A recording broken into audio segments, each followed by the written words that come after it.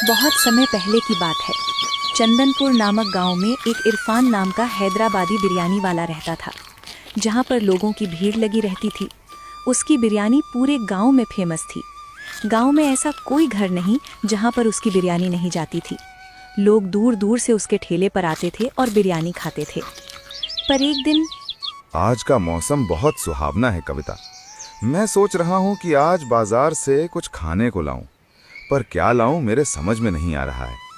अगर तुम्हें कुछ खाना है तो मुझे बताओ, मैं उसे लेके आऊं, क्योंकि अगर मैं सोचने बैठ जाऊंगा तो सुबह हो जाएगी।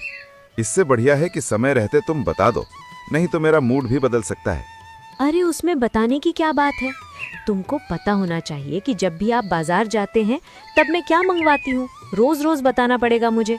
चाहिए तो चाहिए उस हैदराबादी बिरयानी वाले से हैदराबादी बिरयानी। आहा, उसका नाम सुनकर मुंह में पानी आ जाता है। अब देर मत करो, जल्दी लेकर आओ। अरे कविता, तुम्हारा पेट कभी भरेगा भी या नहीं? क्योंकि जब देखो तब तुम्हें एक ही चीज चाहिए होती है, हैदराबादी बिरयानी। पता नहीं तुम्हें कैसा नशा चढ़ गया है। मैं भी खाता हूँ, पर रोज रोज नहीं। लेकिन तुमको चाहिए तो रोज चाहिए। जिद ऐसे करती है जैसे छोटी बच्ची हो। ठीक है, जा रहा हूँ लाने। इतना बोलकर राकेश तुरंत घर से निकल पड़ता है। वो आधे रास्ते में पहुंचा ही होता है कि तभी उसे इरफान दिखाई देता है। इरफान को देखकर राकेश उसके पास जाता है। अरे इरफान भाई, क्या बात है? आज दुकान नहीं लगाए क्या जो ऐसे घूम रहे हो? पहले कभी तो नहीं घूमते थे। बोलो, बात क्या हो गई? घर में सब ठीक तो है? और चेहरा देखकर ऐसा क्यों लग रहा है जैसे तुम किसी मुसीबत में हो? राकेश भाई, मुसीबत बहुत बड़ी है। दरअसल लाखों रुपए उधार लेकर अपने अम्मा का इलाज करवाया, लेकिन अम्मा बची नहीं। अभी सर पर लाखों रुपए का कर्ज है। इसमें दुकान कैसे खोलूं? जेब में कुछ रुपए भी तो होने चाहिए सामान लाने के लिए। अब तुम बताओ, क्या बिरयानी बिना चिकन के बनेगी? नहीं ना। इसलिए जब तक मेरे पास पैसे नहीं हो जाएंगे तब तक हैदराबादी बिरयानी बंद रहेगी। इतनी बात कर इरफान अपने घर चल देता है और फिर राकेश बाजार की तरफ निकल पड़ता है। इधर इरफान घर में अकेला बैठा सोच रहा होता है कि तभी गांव के मुखिया का भाई संजय इरफान के घर आता है।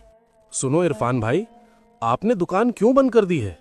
अरे अम्मा को गुजरे हफ्तों हो गए हैं। अब तो तुमको अपना ठेला चौपाल पर लगा देना चाहिए। पर अभी तुम शोक में बैठे हो भाई। उठो यार, हिम्मत बनाओ और कल से ठेला चौपाल पर लगा दो। क्या छोटे मुखिया जी, आपको सब पता है कि अम्मा की तबीयत बहुत खराब थी और मैंने लाखों रुपए का कर्ज ले लिया है। अब उसको चुकाऊं कैसे, इसी सोच में पड़ा हूं और आप सबको दुकान खोलने की पड़ी है। पता होना चाहिए कि मेरे जेब में एक फूटी कौड़ी नहीं बची, तो कहां से दुकान खोलूं? अरे इतनी सी बात है पगले, तो बताना चाहिए ना। अब ऐसे घर में बैठकर पैसे तो आएंगे नहीं, और अभी तुमको लाखों रुपए कर्ज देना है। इसलिए अगर तू मेरी एक बात मान ले तो बिना टेंशन के तुझको रोज पैसे मिलेंगे। बोल इरफान, तू मेरी बात मानेगा? अरे छोटे मुखिया जी, आपकी बात है तो माननी पड़ेगी, क्योंकि आप जो बोलेंगे वही होगा। बोलिए छोटे मुखिया जी, आप क्या कहना चाहते हो? अरे इरफान, बहुत समझदार हो, तो सुनो मेरी बात। तुम कल से दुकान खोलो, उसमें जितना भी खर्च लगेगा उसका सारा पैसा मैं दूंगा, और तुमको मजदूरी मिलेगी रोज की। उसमें जितना भी मुनाफा होता है वो सारा का सारा मेरा रहेगा। छोटे मुखिया जी, अगर आपने बोल दिया है तो मुझे करना ही पड़ेगा। ठीक है, आप जैसा बोलेंगे मैं वैसा ही करूंगा। अब आप अपने घर जाइए और कल से मैं ठेला चौपाल पर लगा दूंगा। ठीक है इरफान भाई, मैं आपको कुछ पैसे दे रहा हूं जिससे आप अपने मसाले खरीद लेना। और रही बात चिकन की, तो मांस में तुम्हें लाकर दूंगा, रोज दूंगा तुम्हें, उसकी चिंता मत करना। बस तुम्हें बनाना है तो अपनी हैदराबादी स्टाइल में बिरयानी ही बनाकर खिलाना है गांव वालों को। किसी से कुछ नहीं कहना, और ये बात मेरे बड़े भैया तक नहीं जानी चाहिए, नहीं तो इसका परिणाम तुम समझ सकते हो क्या होगा। इतना बोलकर मुखिया का छोटा भाई संजय इरफान को कुछ पैसे देकर वहां से चला जाता है और फिर इधर इरफान सो जाता है। अगली सुबह होते ही इरफान बाजार के लिए निकल पड़ता है और फिर वहां जाकर कुछ बिरयानी के मसाले खरीदता है और फिर अपने घर आता है। घर आकर देखता है तो वहां पर मांस पहले से रखा है। मांस के टुकड़े ऐसे होते हैं जिन्हें देखकर कोई बता ही नहीं सकता कि ये किसका मांस है। लेकिन इरफान को इससे कोई मतलब नहीं होता। वो सब कुछ घर पर तैयार कर अपना ठेला गांव के चौपाल पर लगा देता है। ठेला लगाने की थोड़ी देर बाद ही राकेश के घर में बातचीत शुरू होती है। अरे सुनो जी, मुझे लगता है इरफान भाई का ठेला गांव के चौपाल पर लगा है, क्योंकि उनकी बिरयानी की खुशबू मेरे नाक तक आ गई। अब मुझसे बर्दाश्त नहीं होगा, इसलिए तुरंत जाओ और मेरे लिए बिरयानी लेकर आओ। हाँ, खुशबू तो आ रही है, पर इरफान से बात हुई थी। उसने बताया था कि उसके पास एक फूटी कौड़ी भी नहीं बची कि वो दुकान चला सके। पर अचानक से उसके पास पैसे कहाँ से आ गए? अरे तो क्या तुम इसी को सोचते रह जाओगे? मिल गए होंगे पैसे, कोई ना कोई उधार दे दिया होगा। अब ज्यादा मुझे बातों में मत फंसाओ, मेरे लिए बिरयानी लेकर आओ। ठीक है बाबा, जा रहा हूँ। तुम्हारा गुस्सा नाक पर रहता है, जिस चीज की जिद कर दे तो लाना ही पड़ता है। अब जा रहा हूँ। इतना बोलकर राकेश इरफान के ठेले की तरफ निकल पड़ता है और ठेले पर पहुंचकर इरफान से कहता है, अरे इरफान भैया, क्या हाल है? आप तो बोल रहे थे कि मैं दुकान नहीं खोलूंगा और आज दूसरे ही दिन दुकान खोल दी। मतलब मैं समझ नहीं पा रहा हूँ कि तुम मुझसे झूठ क्यों बोले। तुम तो मेरे बचपन के दोस्त हो, और फिर तुम पहले कभी मुझसे झूठ बोले नहीं, तो अचानक से झूठ बोलना कब से सीख गए? नहीं राकेश भाई, मैंने कभी झूठ नहीं बोला, पर अब बोलना पड़ेगा। दरअसल मेरे पास पैसे सच में नहीं है। मैं तुमसे कुछ बताना चाहता हूँ, बस किसी को बताना मत। ये बिरयानी केवल मैं बना रहा हूँ। ये ठेला मेरा है, पर इसका कमाया हुआ पैसा और सामान मेरा नहीं है। ये सब किसी दूसरे का है। मैं उसका नाम नहीं बता सकता, क्योंकि अगर उसका नाम बता दिया और उसको पता चल गया, तब मेरा जीना मुश्किल हो जाएगा। कोई बात नहीं, मत बताओ मुझे। कोई जरूरत ही नहीं है पूछने की। मैं तो सिर्फ ऐसे ही पूछ लिया। ऐसा करो कि अपनी भाभी के लिए बिरयानी पैक कर दो। और हाँ, समय मेरा यही रहेगा। जब तक तुम इस चौपाल पर अपना ठेला लगाओगे, तब तक तुम अपनी भाभी के लिए अपनी हैदराबादी बिरयानी पैक करके रखोगे। समझ में आया? राकेश की इतनी बात सुनकर इरफान बिरयानी पैक करने लगता है कि तभी गांव का एक आदमी सुरेश उस ठेले के पास आता है और फिर इरफान से कहता है, अरे इरफान भाई, सुबह से बहुत परेशान हूँ। पता नहीं किसने मेरी मुर्गियाँ चुरा ली। साला गांव में पता नहीं कहाँ से मुर्गी चोर आ गया। अगर एक मुर्गी की बात होती तो ठीक है, मेरी 5 मुर्गियाँ गायब हो गई हैं। और अब मेरी अम्मा बोलती हैं मुर्गियों को ढूंढ कर लाओ तभी खाने को मिलेगा। अब कहाँ ढूंढूं इरफान भाई? ढूंढते ढूंढते मैं थक गया हूँ। तो ऐसा करो, मेरे लिए 1 प्लेट बिरयानी लगा दो। अरे सुरेश भाई, भला मुर्गियां कौन चुराएगा? कोई चुराने वाली चीज थोड़ी है। अपने गांव में पहले कभी चोरी हुई नहीं है, तो गांव में चोर कहां से आ गया? हमको लगता है कोई जानवर तुम्हारी मुर्गियों को उठा कर ले गया है। अपनी अम्मा को समझाओ कि मुर्गियां अब वापस नहीं आएंगी। राकेश भाई, तुम्हारी बात सही है, पर अम्मा को समझ पाना बहुत मुश्किल है। अम्मा कहती हैं कि अगर मुर्गियों को कोई जानवर उठा कर ले गया है तो उसके पंख तो गिरे होंगे कहीं। मैं नहीं समझा पाऊंगा अम्मा को। अब जो होगा देखा जाएगा। चलो कोई बात नहीं सुरेश भाई, छोटी मोटी बातें होती रहती हैं। और हाँ, तुम बिरयानी खा लो। मुझे बहुत देर हो रही है, क्योंकि मुझे आए काफी देर हो गई। अगर बिरयानी लेकर घर नहीं गया तो तुम्हारी भाभी मेरा क्या हाल करेगी तुम्हें पता होना चाहिए। इसलिए भाई मैं जा रहा हूँ। इतना बोलकर राकेश इरफान को पैसे देकर हैदराबादी बिरयानी लेकर अपने घर चला जाता है। उधर सुरेश की अम्मा मुखिया के घर पहुंच जाती है। मुखिया जी, मैं बर्बाद हो गई। पता नहीं किसने मेरी सारी मुर्गियां चुरा ली। मेरी मुर्गियां मुझे चाहिए। मुझे पूरा विश्वास है कि मेरी मुर्गियां इसी गांव के किसी आदमी ने चुराई हैं। इसलिए आप मेरी मदद करें और उस मुर्गी चोर को ढूंढने में मेरी मदद करें। अरे अम्मा, क्या बोल रही हो? ऐसा पहले कभी नहीं हुआ। भला मुर्गियां कौन चुराएगा? ऐसा तो पहले कभी नहीं हुआ। सुनो संजय, अम्मा की बात को ध्यान से सुनो और उनकी मदद करो। मैं थोड़ा काम से बाहर जा रहा हूँ, शाम को लौटूंगा। इतना बोलकर मुखिया वहां से चला जाता है और फिर मुखिया का छोटा भाई संजय अम्मा से कहता है, क्यों रे बुढ़िया, तेरी मरने की उम्र हो रही है और तेरी जान मुर्गियों में अटकी है। अरे जाकर भजन कीर्तन कर, उससे तेरी मुक्ति होगी। मुर्गियों से तेरी मुक्ति नहीं होने वाली। इनकी मुर्गियां किसी ने चुरा ली। अब चली जा यहाँ से, दोबारा मत आना, नहीं तो जो भी तेरी मुर्गियां बची हैं वो भी गायब हो जाएंगी। बेटा कैसी बातें कर रहा है। अपने भैया को देख, कैसी मीठी मीठी बातें करते हैं। तुम्हारे अंदर संस्कार नाम की चीज ही नहीं बची। बात मुर्गियों की नहीं है, बात न्याय की है। अगर तुम न्याय नहीं दे सकते तो तुम्हें मुखिया बनने का कोई अधिकार नहीं है। हम बड़े मुखिया से बात कर लेंगे। अगर ये बात मेरे बड़े भैया तक पहुंची कि मैं तुम्हें उल्टा सीधा बोला था, तो तेरा बेटा सुरेश मारा जाएगा। इसलिए मेरी बात मानो, यहाँ से तुरंत निकल जाओ और दोबारा लौटकर कभी मत आना। समझ लो कि मैं क्या कर सकता हूँ। छोटे मुखिया की इतनी बात सुनकर अम्मा मायूस होकर लौटने लगी। वो लौट ही रही होती हैं कि तभी राकेश खेत काम के लिए जा रहा होता है और फिर उसे रास्ते में अम्मा दिखाई देती है। अम्मा को देखकर राकेश तुरंत लुक जाता है और फिर अम्मा से बात करने लगता है। अरे अम्मा, मुर्गियां मिली क्या? नहीं मिली ना? मुझे पता है, मैं सुरेश को बोला था कि मुर्गियां नहीं मिलेंगी क्योंकि मुर्गियों को कोई जानवर उठा कर ले गया। अब खुद ही सोचो अम्मा, यहाँ पहले कभी तो चोरी हुई नहीं है गांव में, तो भला अब चोर कहाँ से आएगा और मुर्गियां क्यों चुराएगा? अरे बेटा राकेश, तुम्हारी बातें सही हैं। मैं किसी को कुछ नहीं बोल रही हूँ। मैं तो मुखिया के घर गई थी, लेकिन मुखिया का छोटा भाई मुझसे बदतमीजी से बात कर रहा था। मुझे बहुत बुरा लगा। बोल रहा था अगर तुमने किसी को बताया तो तुम्हारी जो बची मुर्गियां हैं उन्हें भी गायब करवा दूंगा। क्या बोल रही हो? ऐसा उसने बोला? कहीं इसका मतलब तो नहीं कि उसने ही मुर्गियां चुरवाई हों? अगर कोई ऐसा बोल सकता है वो उसे कर भी सकता है। जरूर कुछ दाल में काला है। इसलिए अम्मा, अब आप चौकन्ना रहें क्योंकि अब कुछ भी हो सकता है। अब घर जाइए, परेशान मत रहिए। इतना बोलकर राकेश अपने खेत की तरफ निकल पड़ता है। उधर इरफान अपना सारा बिरयानी बेचकर घर वापस आ जाता है और फिर थोड़ी देर बाद मुखिया का छोटा भाई संजय वहां पर आता है। अरे इरफान भाई, कितने का मुनाफा हुआ? अपनी मजदूरी ले लो और जितना भी मुनाफा बना है मुझे दे दो। मैं तुमसे जवाब तलब नहीं करूंगा क्योंकि मेरे पास वक्त नहीं है। और हाँ, कल सुबह जब तुम मसाला लाने जाओगे तब तुम्हारे घर बिरयानी के लिए मांस आ जाएगा। और हाँ, एक बात ध्यान रखना, मांस जो होगा चाहे वो बकरी का हो या फिर मुर्गी का, तुमको बनाना है। सवाल जवाब करने से मतलब नहीं। ठीक है छोटे मुखिया जी, जैसा आप कहें, हमें कोई मतलब नहीं है। आप हमें लाकर देंगे, हम उसे बनाकर बेचकर आपको मुनाफा दे देंगे। ये लो आज की कमाई। इरफान अपनी मजदूरी काटकर सारा मुनाफा छोटे मुखिया को दे देता है और फिर छोटा मुखिया उसे लेकर अपने घर चला जाता है। अगले दिन सुबह उठकर इरफान मसाले लाने बाजार चला जाता है और जब वापस लौटता है तो उसके घर में मांस पहले से रखा होता है। फिर वो उससे हैदराबादी बिरयानी बनाता है और फिर अपना ठेला चौपाल पर लगा देता है। रोज की तरह राकेश की पत्नी कविता राकेश से बिरयानी मंगवाती है और राकेश बिरयानी लाने जाता है। इरफान बिरयानी पैक ही कर रहा था कि तभी मोहन काका ठेले के पास आते हैं और राकेश से कहते हैं, अरे राकेश बेटा, मेरी बकरी आज रात को गायब हो गई। मैंने शाम को ही खूंटी लगाकर बांधा था और सुबह देखा तो गायब थी। पता नहीं कहां से बकरी चोर गांव में आ गया है। क्या बोल रहे हो काका? तुम्हारी भी बकरी चोरी हो गई? ये साला गांव में हो क्या रहा है?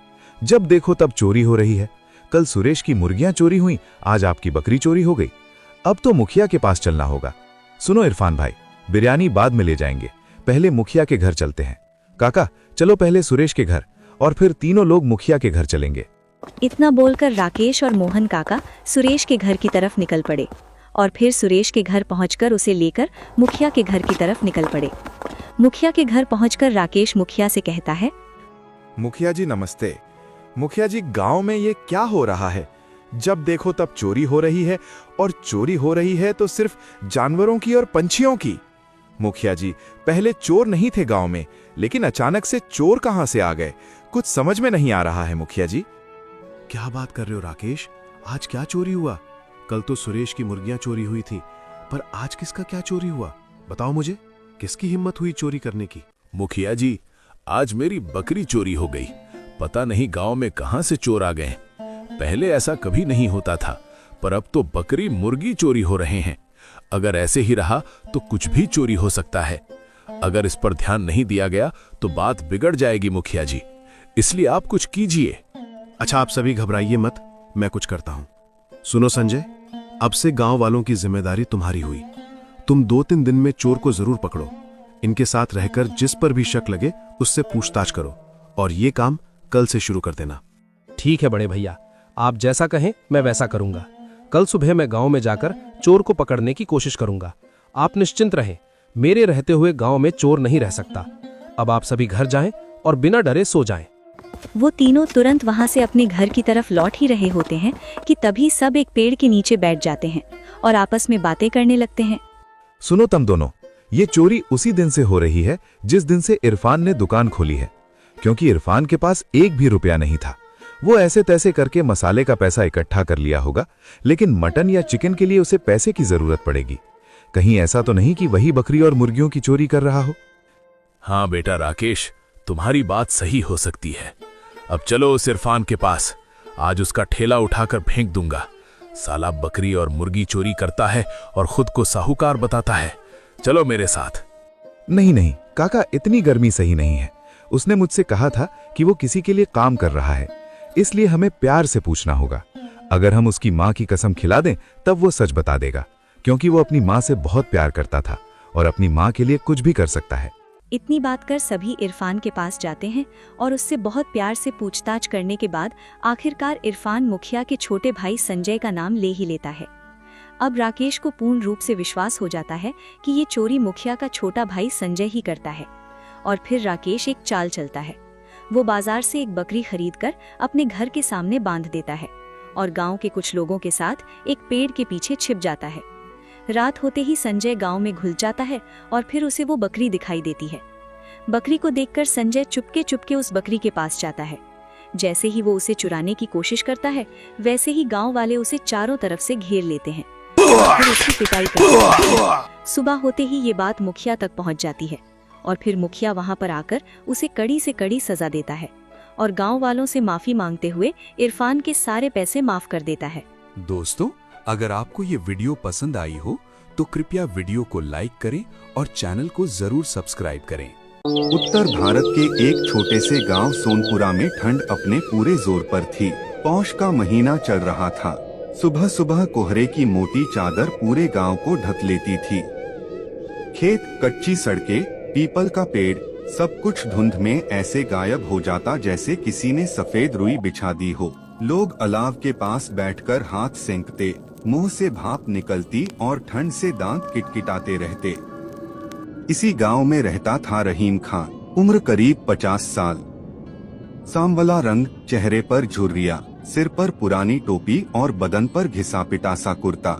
गांव लौटकर उसने एक छोटा सा मिट्टी का चूल्हा बनाया और हफ्ते में एक दिन, खासकर ठंड के मौसम में, मटन बिरयानी बनाया करता था।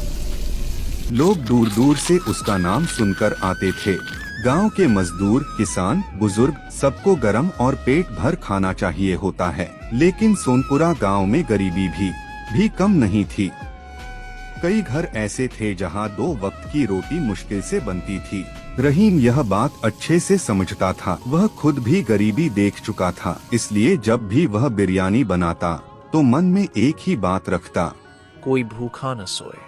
उसकी बीवी सलीमा भी बहुत नेक दिल औरत थी। ठंड की रातों में जब चूल्हे की आग बुझने लगती, वह पुराने कंबल ओढ़कर रहीम के साथ बैठ जाती और कहती, आज फिर कुछ लोगों को मुफ्त खिला देना, अल्लाह सब देखता है। एक दिन की बात है, ठंड बहुत ज्यादा थी, हवा हड्डियों को चीर रही थी। रहीम ने तय किया कि इस रविवार वह बड़ी देग में मटन बिरयानी बनाएगा, लेकिन मटन लाने के लिए पैसे कम पड़ रहे थे। उसने अपनी पुरानी साइकिल निकाली और पास के कस्बे गया। कस्बे के कसाई रघुवीर ने कहा, रहीम भाई, इस बार बकरे महंगे हैं, ठंड में चारा भी महंगा हो गया है। रहीम ने जेब टटोली, कुछ सिक्के और थोड़े नोट निकाले।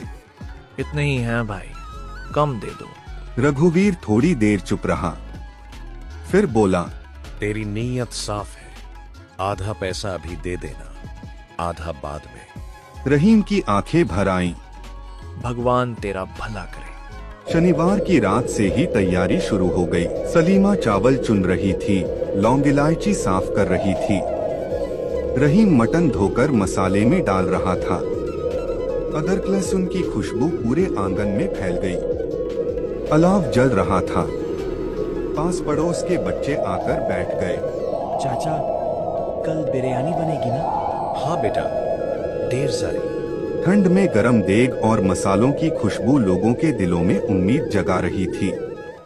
ठंड की सुबह, रविवार की सुबह कोहरा और भी घना था। सूरज मानो निकलना ही भूल गया हो। लेकिन रहीम सुबह 4 बजे उठ गया। उसने वजू किया, नमाज पढ़ी और फिर चूल्हा जलाया। देग चढ़ी, घी गरम हुआ, प्याज डाले गए।